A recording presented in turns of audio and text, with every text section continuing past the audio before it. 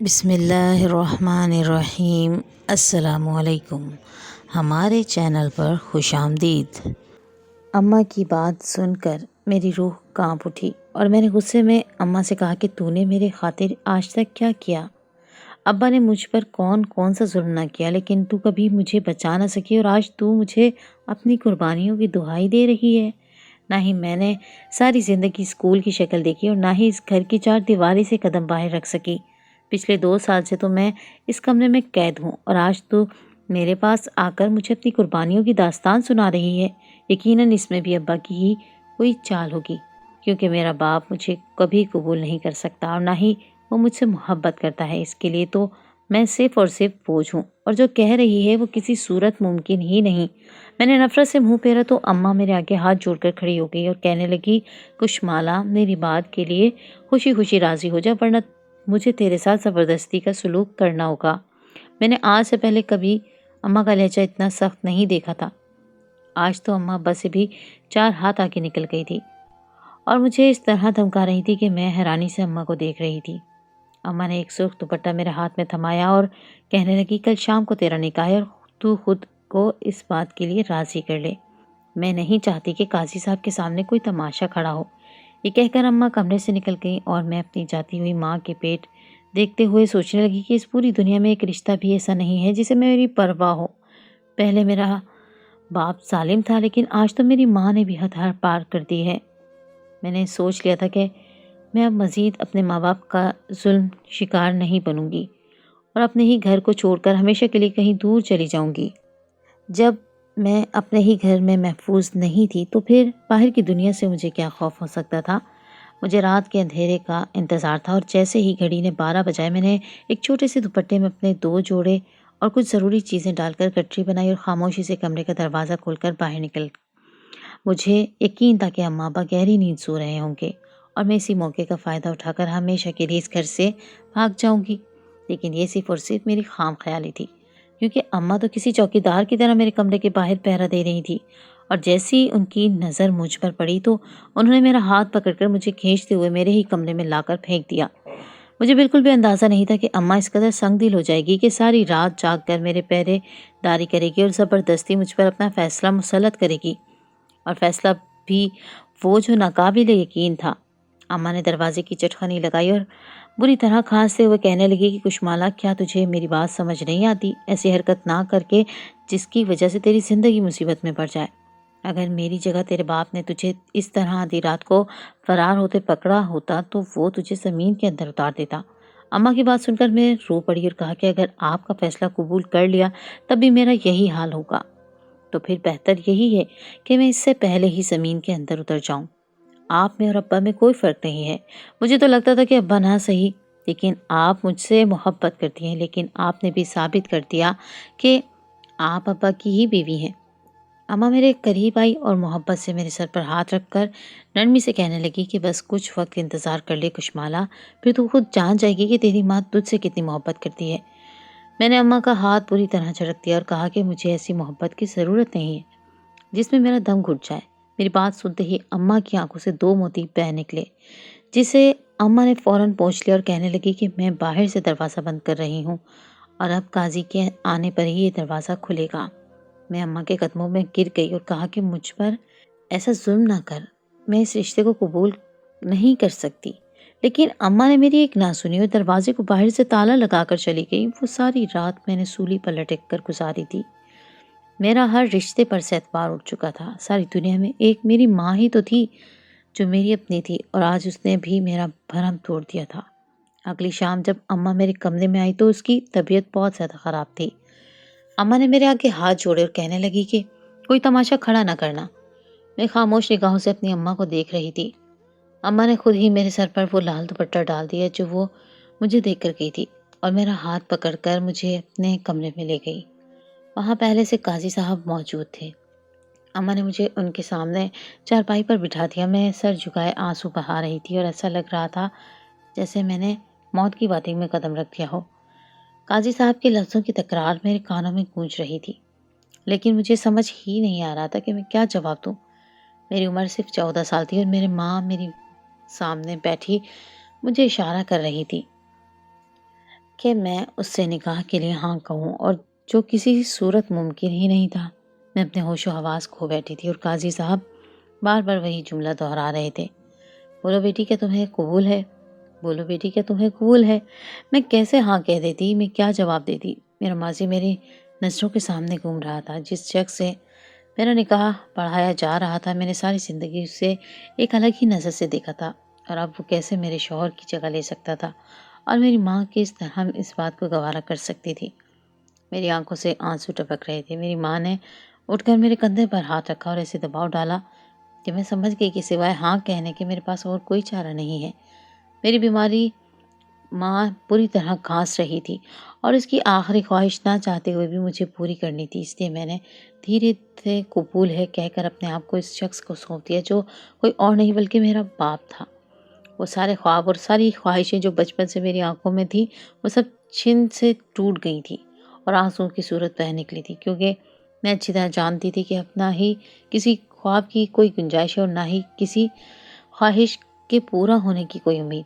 قاضی صاحب جا چکے تھے، نکاح ہو چکا تھا، اور میں اماں کے کمرے سے نکل کر اپنے کمرے میں واپس چلی آئی تھی، جہاں میں پچھلے 2 سال سے قید تھی، اور اب تو شاید ہمیشہ کے لیے اندیکھی بیڑیوں میں جکڑ گئی تھی، کیونکہ اب میں چاہتی بھی تو ساری زندگی کھل کر سانس نہیں لے سکتی تھی۔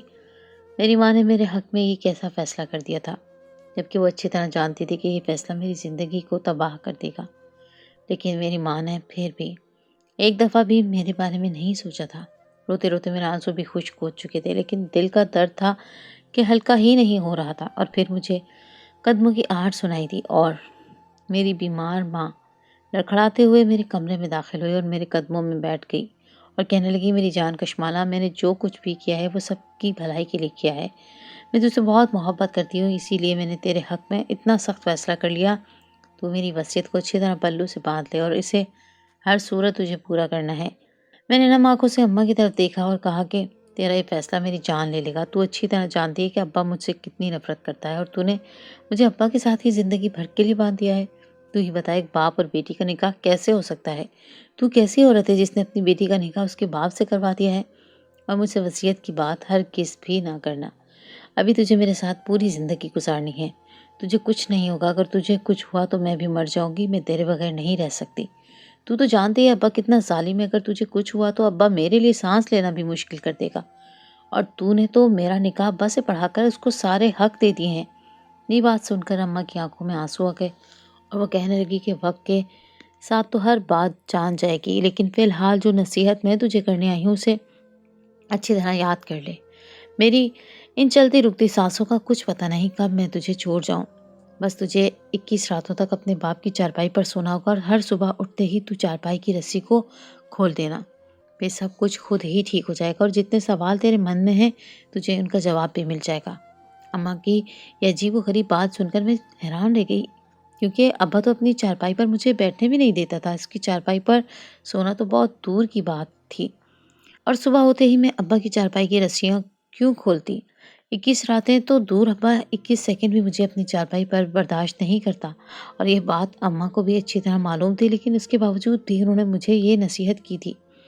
اس سے پہلے کہ میں اماں کی بات کا مطلب سمجھ پاتی یا ان سے کوئی سوال کرتی، اماں نے اچانک ہی میرے پیروں پر سر رکھا اور اپنی آنکھیں بند کر لیں۔ مجھے لگا کہ شاید اماں کے لیے بیٹھنا دشوار ہو رہا ہے، اس لیے میں نے ان کو سہارا دے کر اپنے پاس چارپائی پر بٹھانے کی کوشش کی، لیکن اماں کا وجود ٹھنڈا پڑ چکا تھا اور وہ پوری طرح میرے بازو میں جھول گئی تھی۔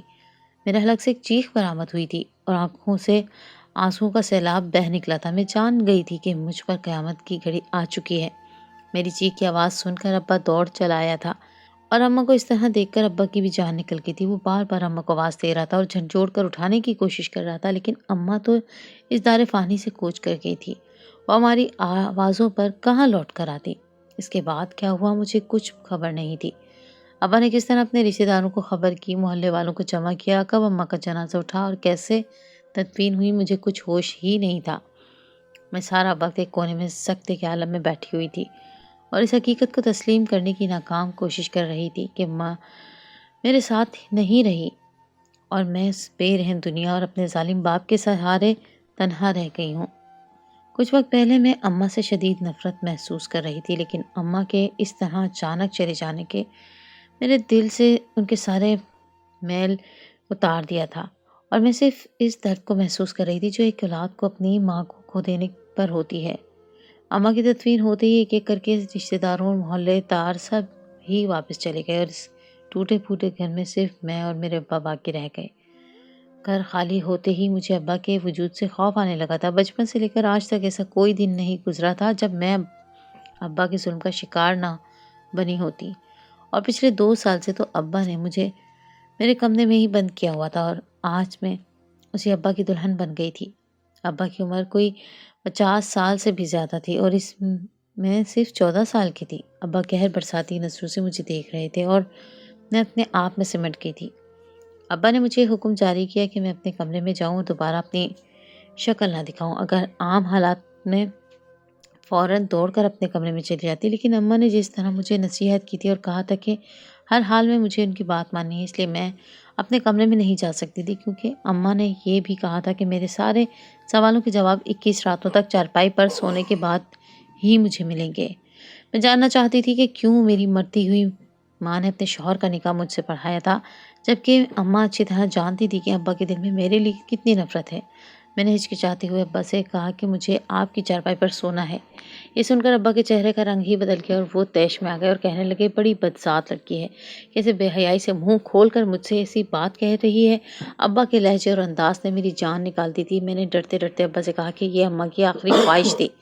میری بات سن کر ابا نے عجیب نظروں سے مجھے دیکھا اور کہنے لگے، مجھے یقین ہے کہ تو بھی اپنی ماں کی طرح ہی بدذات نکلے گی، اور اسی لیے میں تیری شکل دیکھنا بھی گوارا نہیں کرتا۔ اپنی چارپائی پر سلانا تو دور کی بات ہے، جس دن تو بالغ ہوئی تھی اس دن اسی لیے میں نے تجھے کمرے میں بند کر دیا تھا، کیونکہ مجھے معلوم تھا کہ ایک نہ ایک دن تو ضرور اپنی ماں کے نقش قدم پر چل پڑے گی۔ ابا کے لہجے میں اماں کے لیے جو نفرت اور حقارت میں نے محسوس کی تھی، میرے رونگٹے کھڑے ہو گئے تھے۔ جب تک میری ماں زندہ تھی ابا نے کبھی اس طرح کے الفاظ استعمال نہ کیے تھے، بلکہ وہ تو اماں کو سر آنکھوں پر بٹھاتے تھے۔ پھر آج کیوں اماں کے کردار کو لے کر ایسی گندی باتیں کہہ رہے تھے؟ میری آنکھیں نم ہو گئی تھی۔ ایسا لگتا تھا جیسے اماں کے جانے کے بعد ساری زندگی ویران ہو گئی ہو۔ ابا میری بات کا جواب دیے بنا غصے میں گھر سے نکل گیا تھا، اور میں خاموشی سے ابا کی چارپائی پر لیٹ گئی تھی۔ 21 راتیں پتہ نہیں کس طرح گزارنی تھی، نہ ہی مجھے نیند آ رہی تھی اور نہ ہی اکیلے گھر میں سکون۔ ایک عجیب سا خوف ستا رہا تھا۔ آج تک تو میں اماں کے سائے میں تھی، لیکن آج اماں کا سایہ بھی دور ہو گیا تھا۔ مجھے اچھی طرح یاد تھا جب سے میں نے ہوش سنبھالا تھا، ابا کا رویہ میرے ساتھ اتنا ہی سخت و نفرت بھرا تھا۔ ایسا لگتا تھا جیسے میرا وجود ابا کے لیے برداشت کرنا ممکن نہیں ہے۔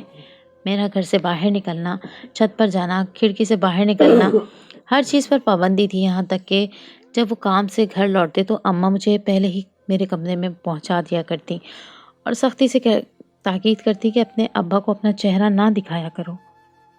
اور پھر جیسے ہی میں بالغ ہوئی تو ابا نے مجھے میرے کمرے میں بند کر کے باہر سے کنڈی لگا دی اور اماں سے کہا کہ اب یہ جوان ہو گئی ہے، اس کے کمرے سے بلا ضرورت باہر نہ آنے دینا۔ اس دن میں سمجھ نہیں پائی تھی کہ میرے باپ نے میرے ساتھ ایسا کیوں کیا ہے۔ کیا میرا بالغ ہونا کوئی گناہ ہے یا پھر میں نے کوئی جرم کیا ہے؟ آنے والے 2 سال میں نے گھٹ گھٹ کر گزارے تھے۔ ابا کی غیر موجودگی میں اماں کمرہ کھول کر میرے پاس آتی، کچھ دیر میرے ساتھ بیٹھ کر باتیں کرتی۔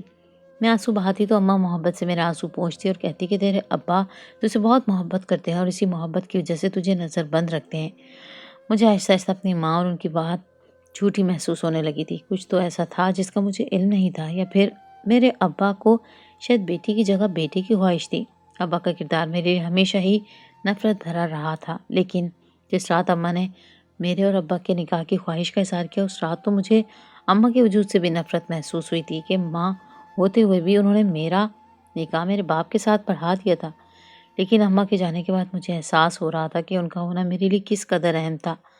بند دروازے کے پیچھے بھی مجھے یہ احساس رہتا تھا کہ میری ماں میرے ساتھ ہے، لیکن اب تو میں بالکل تنہا ہو گئی تھی۔ اپنی ماں کو سوچتے سوچتے ہی نہ جانے کب میری آنکھ لگ گئی، اور جب صبح میری آنکھ کھلی تو میرے قدموں تلے سے زمین نکل گئی۔ پہلی ہی رات مجھ پر قیامت بن کر ٹوٹی تھی۔ میرا ابا نشے کی حالت میں میرے سامنے بیٹھا تھا اور مجھے نفرت بھری نگاہوں سے دیکھ رہا تھا۔ جیسے ہی میں اٹھ کر بیٹھی تو ابا نے نشے کی حالت میں مجھے میری زندگی کا وہ کڑوا سچ کہہ سنایا جسے سن کر میری جان نکل گئی تھی۔ اماں کی موت کا غم ابا پر پہاڑ بن کر ٹوٹا تھا، اور اسی لیے ابا نے پہلی دفعہ شراب پی تھی، اور یہ شراب اسی شراب کا نتیجہ تھا کہ ابا نے سارا سچ اگل دیا تھا۔ جو سالوں سے میری ماں مجھ سے چھپاتی آئی تھی۔ ابا کہہ رہے تھے کہ آج سے 14 سال پہلے تو ہمارے گھر آئی تھی، لیکن نہ ہی تو میری بیٹی تھی اور نہ ہی میں میری بیوی کی، بلکہ تو میری بیوی کی سہیلی کی بیٹی تھی۔ تیری ماں اپنے آشنا کے ساتھ فرار ہو گئی تھی اور تیرے باپ نے اسی غم میں خودکشی کر لی تھی۔ جب میرے خاندان میں سے کسی نے تیری ذمہ داری اٹھانے کے بارے میں نہ سوچا تو میری بیوی تجھے ہمدردی اور محبت کے ناطے اٹھا کر لے آئی۔